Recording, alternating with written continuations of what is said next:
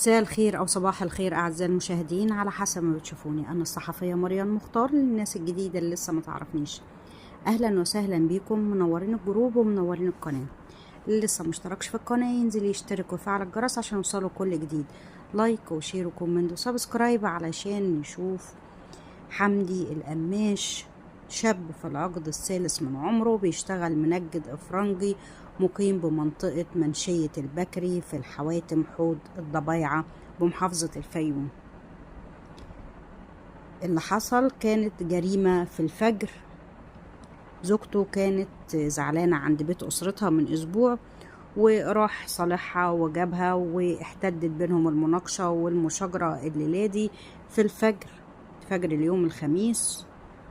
طعنها طعنات في الصدر نافذة أودت بحياتها، وفي مصادر تاني بتقول إن هو دبحها وفصل رقبتها، وبعد ما دبحها راح قعد على القهوة شرب ليمون.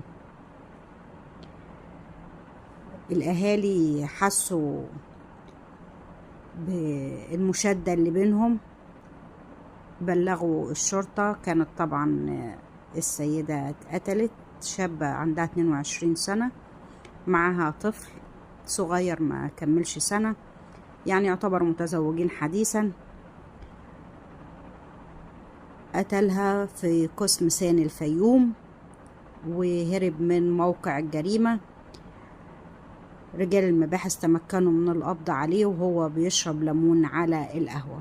بعد القبض عليه اعترف بجريمته وأرشد عن السلاح المستخدم، سلاح أبيض، سكينة.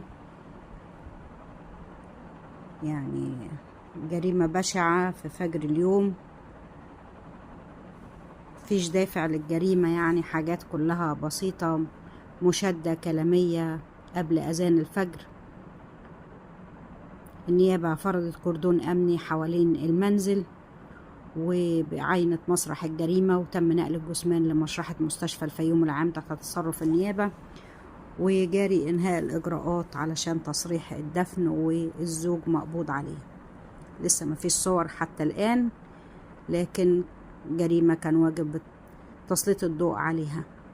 البقاء والدوام لله، ربنا يصبر أسرتها ويعول ابنها وهو ياخد جزاؤه. كانت معاكم مريم مختار.